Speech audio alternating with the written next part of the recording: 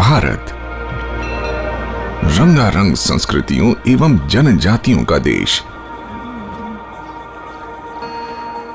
एक ऐसा देश जहां त्योहारों की धूम रहती है और लोगों का जीवन खुशियों से सराबोर होता है। इन खुशियों के पीछे उन किसानों की कड़ी मेहनत और लगन है जो दिन रात अपने खेतों में श्रम करके लोगों को भोजन उपलब्ध कराने का महत्वपूर्ण कार्य करते हैं। कृषि एवं उससे जुड़े व्यवसाय भारत की अर्थव्यवस्था की रीढ़ माने जाते हैं, जिनका देश की जीडीपी में कुल 17.1% योगदान है। भारत के कृषि मंत्रालय के अनुसार भारत में धान की पैदावार का कुल क्षेत्रफल 434 लाख हेक्टेयर से अधिक का है। धान उत्पादन की दृष्टि से भारत विश्व में दूसरे स्थान पर आता है और उससे पहले चीन प्रथम स्थान पर आता है। चावल को हमारे भोजन में कार्बोहाइड्रेट का सबसे प्रमुख स्रोत माना जाता है। भारतीय व्यंजनों में चावल की महत्वपूर्ण महत्ता है।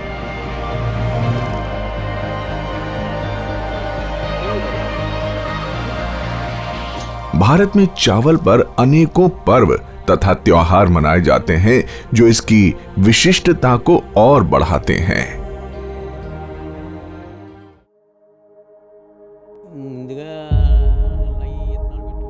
हमारी चावल की फसल लगभग हर बार ही खराब हो जाती थी।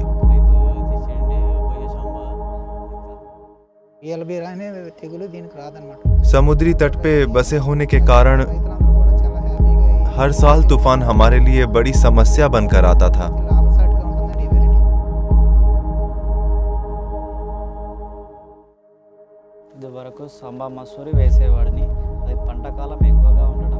हर साल किसानी में चुनौतियों और कर्जा बढ़ने के कारण हम पे मुश्किलों का पहाड़ टूट पड़ा।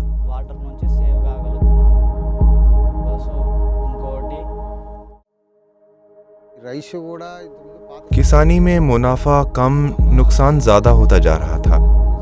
हमें तो समझ नहीं आ रहा था कि हम क्या करेंगे।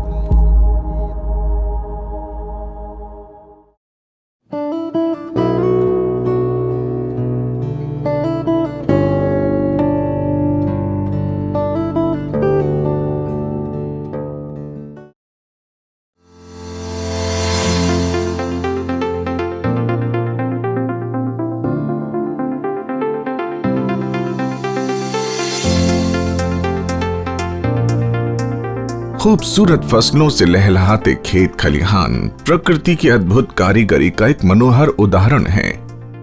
मोती सरीखे चमक बिखेरते ये स्वादिष्ट और पोषक तत्वों से लबरेज चावल के दाने पूरी मानव जाति के लिए किसी वरदान से कम नहीं है।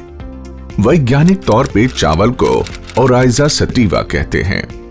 ये प्रकृति की ऐसी अमूल्य देन है जिस पर विश्व भर की खाद्य सुरक्षा निर्भर रहती है। चावल पूरी दुनिया भर में किसानों द्वारा उगाया जाता है और भारत में खेती करने वाले किसानों की आय का ये मुख्य स्रोत है। भारत में चावल लगभग हर प्रांत में उगाया जाता है जो विभिन्न प्राकृतिक परिस्थितियों के अनुसार बोए जाते हैं। भारतीय भोजन का महत्वपूर्ण हिस्सा होने के कारण ये लगभग 65% भारतीयों का सबसे पसंदीदा भोजन भी बन जाता है। कुछ प्रजातियों को उपयोगी और अधिक उत्पादनशील बनाने के लिए निर्धारित मौसमी संरचना चाहिए, जिसमें औसत तापमान, दिन की लंबाई, आर्द्रता, हवाओं की स्थिति, मृदा या मिट्टी की संरचना इत्यादि जैसी चीजें बहुत महत्वपूर्ण होती हैं। इसी कारण धान की कई प्रजातियां जो एक प्रदेश में अच्छी उत्पादनशीलता दिखाती हैं तो दूसरे प्रदेश में वो अच्छा प्रदर्शन नहीं कर पाती हैं। सांबा महसूरी ऐसी ही एक शानदार और लोकप्रिय किस्म है जो तेलंगाना, आंध्र प्रदेश, तमिलनाडु और कर्नाटक में लगभग 10 से 20 लाख हेक्टेयर भूमि पर उगाई जाती है। सांबा महसूरी बेहतरीन दानों वाले चावल की किस्म है जो पकाने और खाने में बहुत ही ज्यादा स्वादिष्ट होती है और किसानों को इसकी अच्छी कीमत भी मिलती है। ज्यादा मूल्य वाली वैरायटी होने के नाते ये किसानों, मिल मालिकों और उपभोक्ताओं की पहली पसंद बनती जा रही है। हमें हर साल अच्छी पैदावार चाहिए होती है जिससे कि हम अच्छी आमदनी कर सकें, मगर हर बार हम जो चाहते हैं वो नहीं होता है। हर साल बैक्टीरियल लीफ ब्लाइट जैसी घातक बीमारी हमें बड़ा नुकसान पहुंचाती थी। हमें इससे निजात मिली। वैज्ञानिकों ने हमें इम्प्रूव्ड सांबा मैसूरी की किस्म को लगाने की सलाह दी और आज ISM ने हमें BLB से निजात दिलाते हुए हमारी आमदनी बढ़ाई है। धान की फसल को नष्ट करने वाली बैक्टीरियल लीफ ब्लाइट जैसी घातक बीमारियां सांबा मैसूरी के लिए भी एक बड़ी परेशानी का कारण थी। इसलिए सांबा मैसूरी फसल को होने वाले नुकसान का निस्तारण करने हेतु भारत के 2 अग्रणी वैज्ञानिक संस्थान सामने आए और वैज्ञानिक तकनीक से समस्या का समाधान खोजना शुरू किया। सांबा मसूरी चावल की एक बहुत ही प्रसिद्ध किस्म है जिसे हैदराबाद के आचार्य NG रंगा कृषि विश्वविद्यालय के वैज्ञानिकों ने तैयार किया है। यह पहली बार सन 1980 में बनाई गई। इस प्रजाति ने अपनी प्रसिद्धि को बीते 3 दशकों से बरकरार रखा है क्योंकि इसकी उत्पादक क्षमता बहुत ही बेहतरीन है और इसमें अनेकों गुण मौजूद हैं। इन्हीं कारणों की वजह से किसान भी इससे उगाना चाहते हैं और ग्राहक भी इससे खाना खूब पसंद करते हैं। इसके लिए वैज्ञानिक एवं औद्योगिक अनुसंधान परिषद यानी CSIR के कोशिकीय एवं आणविक जीव विज्ञान केंद्र CCMB और भारतीय कृषि अनुसंधान परिषद यानी ICAR के Indian institute of rice research IIRR के वैज्ञानिकों ने पारंपरिक दोनों संस्थानों की सहभागिता को ध्यान में रखते हुए यह निर्णय लिया गया कि सांबा मैसूरी को बायोटेक्नोलॉजी जैसी नवीनतम तकनीक के माध्यम से मनचाहे तरीके से स्वस्थ, सुदृढ़ और अधिक उत्पादनशील बनाया जा सकता है, जिसमें CCMB इसके मॉलिक्यूलर एनालिसिस को देखेगा और IIRR प्लांट ब्रीडिंग की संभावनाओं को और इसमें उक्त नए पहलुओं की खोज करेगा। मॉलिक्यूलर विवेचना को वैज्ञानिक दृष्टि से बेहद महत्वपूर्ण माना जाता है। इसके माध्यम से धान इत्यादि फसलों को कीटों से होने वाले नुकसान के कारणों की बेहतर जांच हो पाती है। साथ ही धान के पौधों में स्थित उन कोशिकाओं पर शोध किया जाता है जिस पर अधिक असर होता है और किस्मों का भी अध्ययन होता है और उस पर प्रयोगों और शोध के माध्यम से वैसी ही किस्म विकसित करने की कोशिश की जाती है जिसके माध्यम से फिर धान की ऐसी प्रजाति उत्पन्न की जा सके जिसमें इस प्रकार की बीमारियों का खतरा न के बराबर हो। प्लांट ब्रीडिंग अथवा पौधों का प्रजनन एक विशेष वैज्ञानिक प्रक्रिया है जिसके माध्यम से उपयुक्त और नई फसल सुगमता से विकसित की जा सकती है। इसके लिए कई प्रकार के शोधों के साथ साथ परीक्षण भी किए जाते हैं ताकि मनचाहा परिणाम प्राप्त हो सके। इस परीक्षण में कुछ धान के पौधों के विशिष्ट गुणों जैसे पैदावार, कीटों के विरुद्ध प्रतिरोधक क्षमता इत्यादि जैसे गुणों को दूसरे धान के पौधों के विशिष्ट गुणों के साथ मिलाकर परीक्षण किया जाता है ताकि विशिष्ट गुण, उत्तम पैदावार और कीटों के प्रति प्रतिरोधक क्षमता वाले धान के पौधे की किस्म उत्पन्न की जा सके। इस प्रक्रिया के उपयोग से इम्प्रूव्ड सांबा मैसूरी चावल की नई किस्म को विकसित करने में सफलता प्राप्त की जा सकी। प्लांट ब्रीडिंग से कई प्रकार के लाभ प्राप्त होते हैं जैसे कि इससे फसल की उत्पादकता में वृद्धि होती है, फसल की गुणवत्ता में बढ़ोतरी आती है, इससे पर्यावरण के पड़ने वाले दुष्प्रभाव जैसे कि सूखा एवं अधिक तापमान से होने वाले नुकसान से बचने में मदद मिलती है, कीट प्रतिरोधक क्षमता वाली फसल के उत्पादन में मदद मिलती है, बीमारी एवं कीटों से बचने में मदद मिलती है। सन 1990 में मार्कर असिस्टेड सिलेक्शन नामक एक नवीन तकनीक आई जिसमें हम फसल देखकर उसकी गुणवत्ता का अंदाजा लगाते हैं या फिर उसमें कितनी प्रतिरोधक क्षमता है इसका पता लगाने के लिए उसको पैथोजन से ट्रीट कराते हैं और DNA मार्करों के माध्यम से ये पता लगाते हैं कि उनमें से वो कौन से पौधे हैं जिनमें वो गुण मौजूद हैं। इसके लिए हमने एक व्यापक ब्रीडिंग प्रोग्राम बनाया जिसमें हमने वो पौधे चुने जिनमें बैक्टीरियल लीफ ब्लाइट से लड़ने की क्षमता होती है और कुछ वो जिनकी पैदावार बहुत अच्छी होती है। इन दोनों किस्मों में कई जनरेशन क्रॉस कराने के बाद आखिरकार इम्प्रूव्ड सांबा मसूरी की प्रजाति डेवलप की जिसमें बैक्टीरियल लीफ ब्लाइट से लड़ने की क्षमता भी थी और पैदावार भी ज़्यादा थी। ICAR ने अपने महत्वाकांक्षी नेशनल एग्रीकल्चरल टेक्नोलॉजी प्रोजेक्ट के तहत IIRR को आर्थिक अनुदान दिया। वहीं CSIR ने CCMB को अपने CSIR 800 प्रोग्राम के अंतर्गत आर्थिक सहायता प्रदान की, जिसमें कि 8 करोड़ ग्रामीण भारतीयों की आर्थिक और सामाजिक दिशा और दशा में वैज्ञानिकी परिवर्तन लाने की एक सकारात्मक पहल की है। वैज्ञानिकों के सामने सबसे बड़ी चुनौती सांबा मैसूरी में होने वाली बैक्टीरियल लीफ ब्लाइट बीमारी को दूर करने की थी। इससे निजात पाने के लिए नई प्रजाति को विकसित करने की कोशिश शुरू की गई और इसके लिए जीन मार्कर असिस्टेड सिलेक्शन नामक नवीन वैज्ञानिक तकनीक का प्रयोग किया गया। इससे धान की नई किस्मों को विकसित करने में बड़ी सहायता मिलती है। इस तकनीक की मदद से धान के पौधों में मौजूद विशिष्ट DNA का पता लगाया जाता है, जिसे मार्करों के माध्यम से मार्क किया जाता है ताकि सैकड़ों जीन्स में उनकी पहचान की जा सके। ऐसे अलग अलग गुणों को मार्करों के माध्यम से मार्क करके उन्हीं अलग अलग किस्मों और प्रजातियों से एकत्रित करके उनका वैज्ञानिकी प्रयोग किया जाता है ताकि एक नई प्रजाति उत्पन्न करने की कोशिश की जा सके। दोनों संस्थानों के कर्मठ और मेहनती वैज्ञानिकों की टीमों ने इस साल 1999 में विशिष्ट और अत्याधुनिक लेबोरेटरियों में शोध कार्य शुरू किया गया, जिसमें नई तकनीकी और उपकरणों का उपयोग किया गया। परिश्रम और अपने अथक प्रयासों के चलते जल्द ही वैज्ञानिकों ने एक नई किस्म का आविष्कार किया।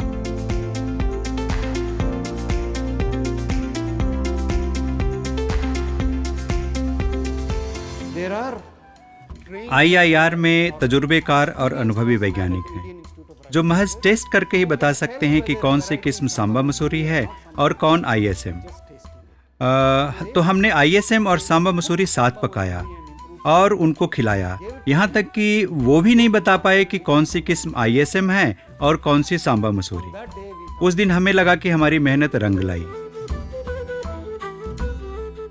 2005-06 में लैब के परिणामों को देखते हुए फील्ड ट्रायल यानी कीटों पे अग्रिम पंक्ति प्रदर्शन शुरू किए गए, जो विभिन्न क्षेत्रों और क्लाइमेटिक जोन्स में 10 निर्धारित जगहों और क्षेत्रों में all India coordinated rice improvement project के अंतर्गत कार्य शुरू किए गए। नेशनल फील्ड ट्रायल इत्यादि से गुजरने के बाद अब ये स्पष्ट था कि ISM में सांबा मसूरी की सारी खूबियां तो थीं ही, साथ में ये बैक्टीरियल लीफ ब्लाइट से भी मुक्त था। फील्ड ट्रायल में इंप्रूव्ड सांबा मैसूरी में अपनी गुणवत्ता का परिचय देते हुए बैक्टीरियल लीफ ब्लाइट के विरुद्ध प्रतिरोधक क्षमता दिखाई और साथ ही साथ सांबा मैसूरी की भी सारी खूबियों को समाहित रखा। एक नए दौर की शुरुआत बस होने ही वाली थी। भारत सरकार के कृषि मंत्रालय ने वैज्ञानिकों की सलाह से ISM को सन 2008 में व्यावसायिक तौर पे उगाने की अनुमति दे दी गई और साथ ही साथ इस किस्म को protection of plant varieties and farmers right authority PPVNFRA के साथ भी अनुबंधित किया गया ताकि किसानों को आर्थिक नुकसान से बचाया जा सके। भारत सरकार द्वारा ISM को व्यावसायिक खेती के लिए सुलभ घोषित करने के बाद हम सभी वैज्ञानिकों के सामने सबसे बड़ा लक्ष्य उनको किसानों के बीच लोकप्रिय बनाना था, ताकि किसान नई किस्म इम्प्रूव्ड सांबा मसूरी की खेती कर सकें। इसको किसान तक पहुंचाना सबसे जरूरी और मुश्किल काम था। जो किसान पहले से ही स्वर्णा और सांबा मसूरी बो रहे थे, उनको ISM के लिए मनाना एक बड़ी चुनौती सा था। इसके लिए हमने सबसे पहले उनको 10 किलो मुफ्त ISM के बीज दिए। हुदहुद तूफान के बाद किसानों ने खुद ही देखा कि जिन खेतों में ISM के इतर प्रजातियां लगी थीं, वहां फसल को भारी नुकसान हुआ और ISM को कोई नुकसान नहीं हुआ। यही वो क्षण था जब किसानों ने खुद इसकी खूबियों को पहचाना और ISM को हाथों हाथ लिया।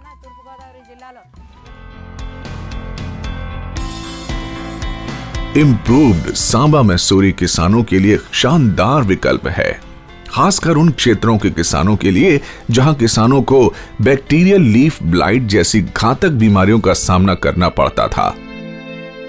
वहीं ISM बाकी धान की प्रजातियों की अपेक्षा 15 से 30% ज्यादा पैदावार देता है और साथ ही ये प्रजाति बैक्टीरियल लीफ ब्लाइट जैसी घातक बीमारियों से भी मुक्त है।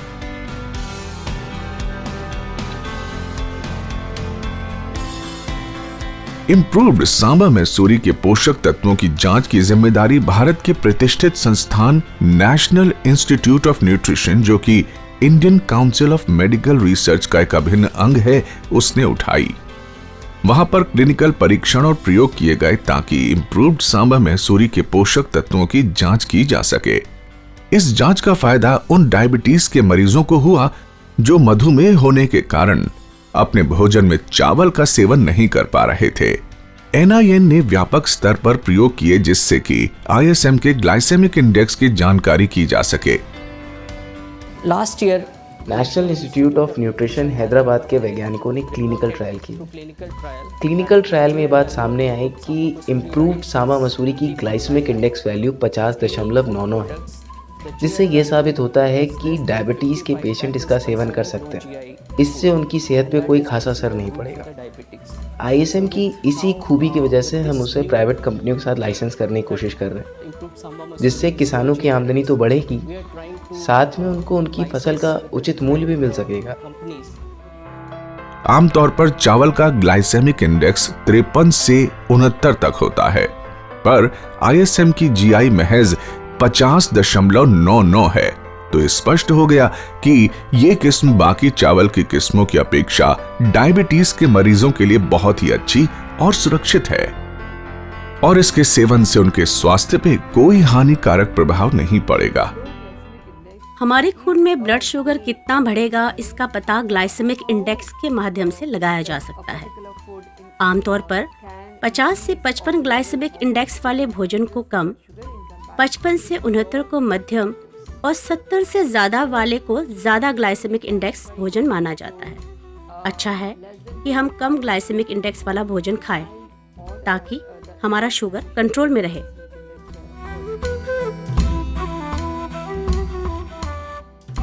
भारत सरकार द्वारा ISM को व्यावसायिक तौर पे उगाने के लिए जैसे ही हरी झंडी मिली, वैज्ञानिकों के सामने जो सबसे बड़ी चुनौती थी वो ये कि कैसे किसानों के बीच इस प्रजाति को लोकप्रिय बनाया जाए और कैसे ISM की खेती के लिए उन्हें प्रोत्साहित किया जाए ताकि व्यापक तौर पर इसकी खेती शुरू हो सके।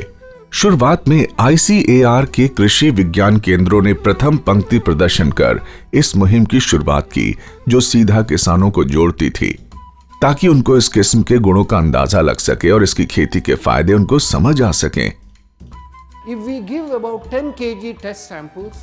हमने सोचा कि अगर ISM के टेस्ट सैंपल उन क्षेत्रों के किसानों को दें जहां BLB एक बड़ी परेशानी है और सांबा मसूरी उगाई जाती है। हमने देश भर में ऐसे क्षेत्रों को चिन्हित किया और पहले दौर में आंध्र प्रदेश के क्षेत्रों पर ध्यान देते हुए किसानों को 10 किलो मुफ्त ISM के बीज दिए। खासकर पूर्वी गोदावरी और नंदयाल जिले में हमने बीज दिए और देखते ही देखते किसानों में यह बहुत पॉपुलर हो गया। इस शुरुआत को गतिशीलता प्रदान करने का सबसे बड़ा क्षण 2014 में आया, जब दक्षिण भारत में सबसे भयावह तूफान हुदहुद आया।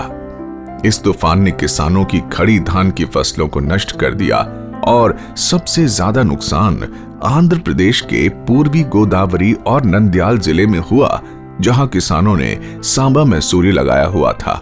क्योंकि तूफान के गुजर जाने के बाद किसानों के खेतों को बैक्टीरियल लीफ ब्लाइट ने बुरी तरह से प्रभावित किया और पूरी फसल को खराब कर दिया, तो वहीं जिन किसानों ने ISM की खेती की हुई थी, उनकी फसलों को घातक कीट बीमारियों से कोई नुकसान नहीं हुआ और उनकी पैदावार भी अधिक हुई, जिससे उनको बेहतर मुनाफा हुआ। और यही वो क्षण था कि किसानों ने भी ISM की खूबियों को पहचाना और इसको सराहते हुए इसकी खेती शुरू कर दी।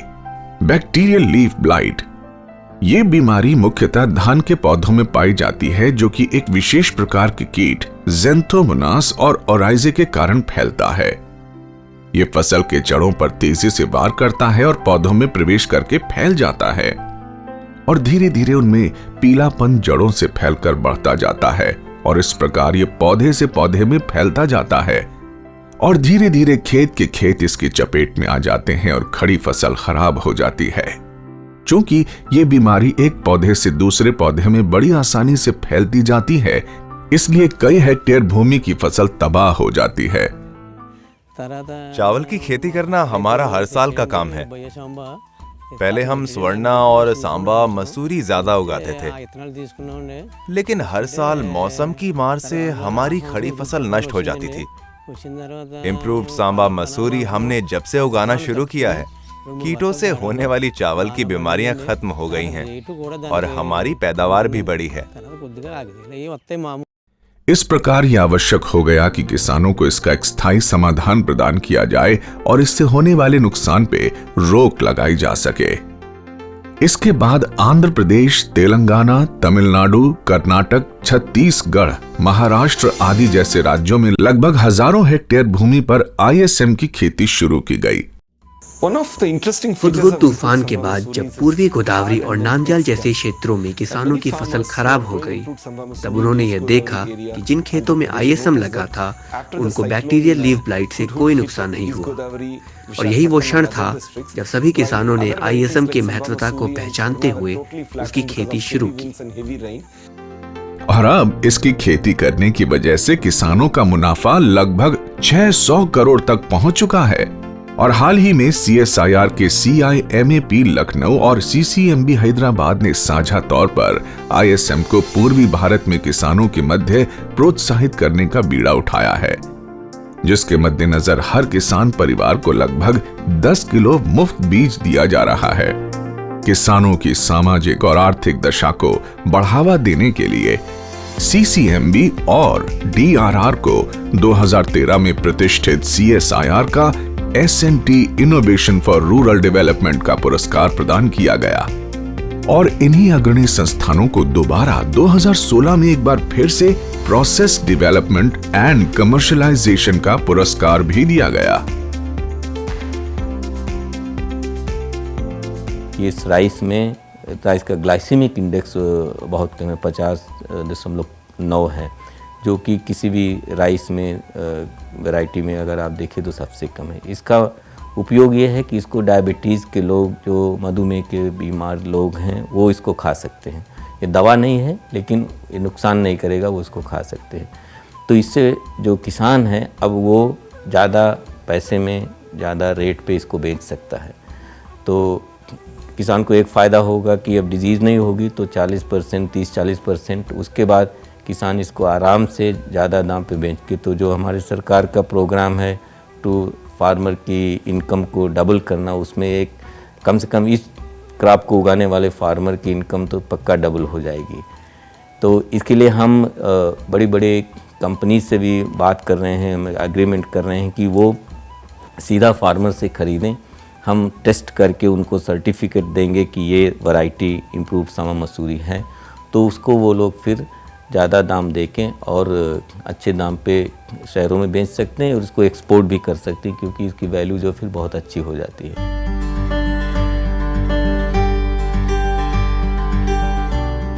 ISM ने चावल में होने वाली सभी बीमारियों के प्रति प्रतिरोधक क्षमता दिखाते हुए एक नई और नवीन शुरुआत की, जिससे किसान को होने वाले फसल के नुकसान में कमी आई है और वो इस किस्म को सराह रहे हैं और हाथों हाथ ले रहे हैं। ISM का भविष्य बहुत ही उज्जवल और प्रगति प्रदान करने वाला साबित होगा।